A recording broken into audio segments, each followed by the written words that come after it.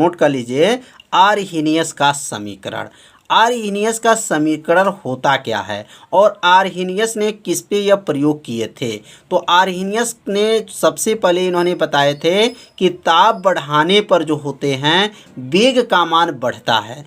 अर्थात आप लोग घर पर एक बीकर ले लीजिए और उस बीकर में पानी रख लीजिए और पानी में चीनी थोड़ा सा डाल दीजिए। डालने के बाद से देखिए क्या चीनी तुरंत घुल जाएगा। तो ऐसा नहीं होगा, मतलब चीनी तुरंत नहीं घुलेगा, उसमें कुछ समय लगेगा, धीरे धीरे वह चीनी क्या होगा, घुलेगा।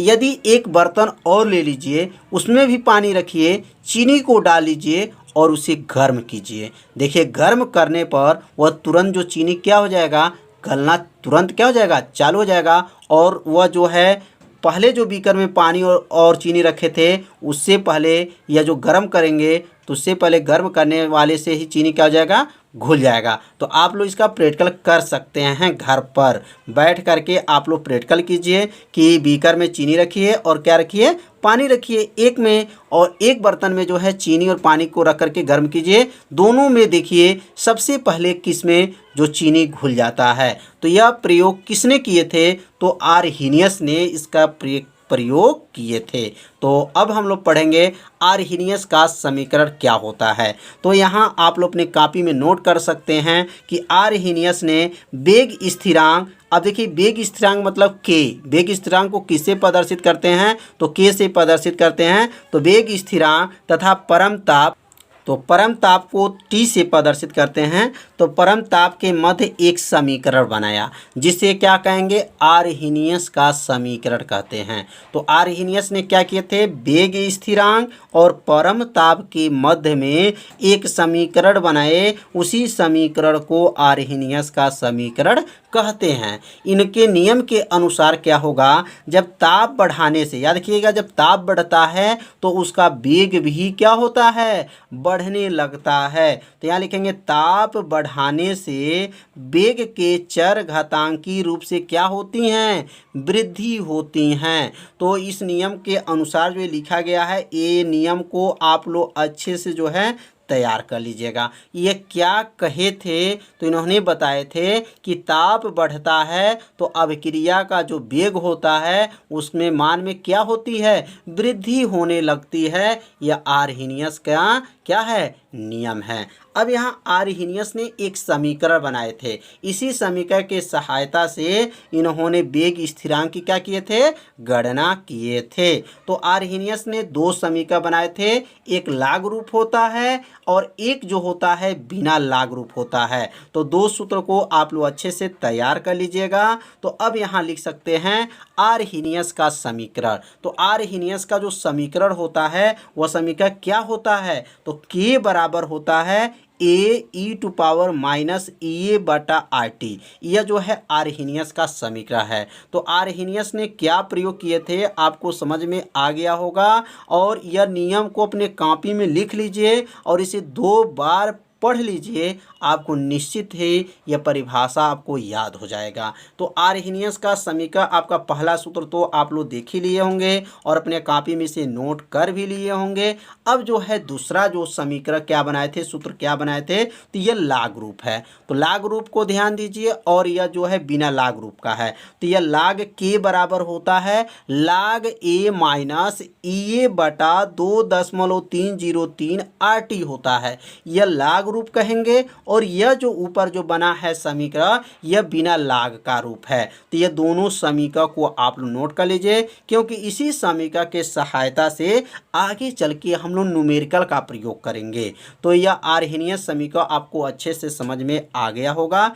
अब हम लोग समझेंगे कि के का नाम, ए का नाम, ई का नाम, आर का नाम, टी का नाम क्या क्या है, इसको भी नोट कर लिया जाए। तो अब यहाँ लिखेंगे जहाँ के का नाम, याद रखेंगे जहाँ के का क्या नाम है, तो वेग स्थिरांक है। के का क्या नाम है, वेग स्थिरांक।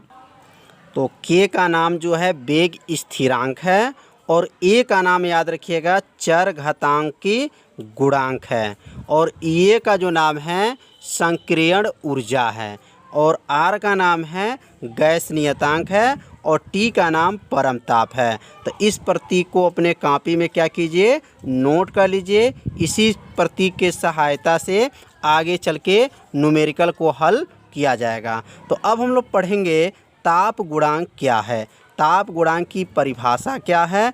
तो अब यहाँ नोट कर लेंगे ताप गुणांक क्या है। ताप गुणांक की परिभाषा बहुत ही आसान है, बस थोड़ा सा आपको ध्यान देना है। ताप बढ़ाने पर, याद रखेंगे, ताप बढ़ाने पर अभिक्रिया के वेग के साथ वेग स्थिरांक का मान भी क्या होता है, बढ़ता है। अगर ताप बढ़ाते हैं तो अभिक्रिया का वेग बढ़ेगा, ताप घटाते हैं तो अभिक्रिया का वेग क्या होगा, घटेगा। याद रखे रहिएगा। अब यहाँ जो ताप गुणांक होता है वो क्या होगा, किसी अभिक्रिया के लिए 10 डिग्री सेल्सियस, मतलब 10 डिग्री सेल्सियस के अंतर पर ही ताप गुणांक की गणना किया जाता है। तो 10 डिग्री सेल्सियस के अंतर पर दर स्थिरांकों के अनुपात के क्या होता है, बराबर होता है।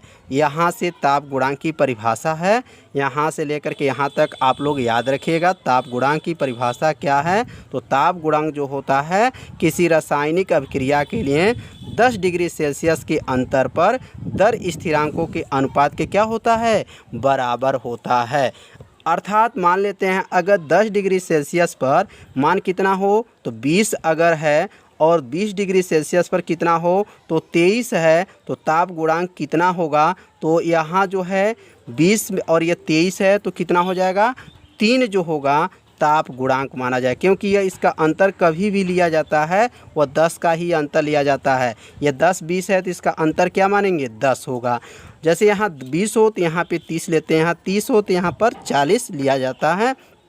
इसका अंतर जो है 8, 5, 7 नहीं लिया जाता है। कभी अंतर लिया जाएगा तो कितने पे लिया जाता है, तो 10 पे अंतर को लिया जाता है। तो अब इसका सूत्र होता है, ताप गुणांक का सूत्र क्या होता है। अब सूत्र को नोट कर लीजिए और उस सूत्र को याद रखिए, क्योंकि उस सूत्र की सहायता से आगे चल के किसका प्रयोग करेंगे, न्यूमेरिकल का प्रयोग किया जाएगा। तो परिभाषा इसे आप लोग क्या कीजिए, अपने कॉपी में पहले नोट कर लीजिए।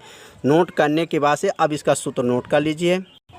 तो ताप गुणांक का सूत्र होता है T+10। या T+10 मतलब 10 का जो डिग्री सेल्सियस जो अंतराल है, इसलिए 10 का प्रयोग करेंगे। तो T+10 पर वेग स्थिरांक बटा T पर वेग स्थिरांक के अनुपात के क्या होता है, यह ताप गुणांक बराबर होता है। तो ताप गुणांक की जो परिभाषा लिखा गया है, इसी सूत्र के सहायता से ताप गुणांक की परिभाषा को लिखा गया है। तो यह ताप गुणांक के पहले आप लोग सूत्र को नोट कर लीजिए। और आज का जो पढ़ाई हुआ है, मेन जो हमारा आज का पढ़ाई हुआ है आर्हेनियस का समीकरण, जो यह बहुत ही IMP आज के वीडियो में बताया गया। तो आप लोग इसे अच्छे से तैयार कर लीजिए, क्योंकि यह क्वेश्चन जो है कई साल की परीक्षा में आ चुका है।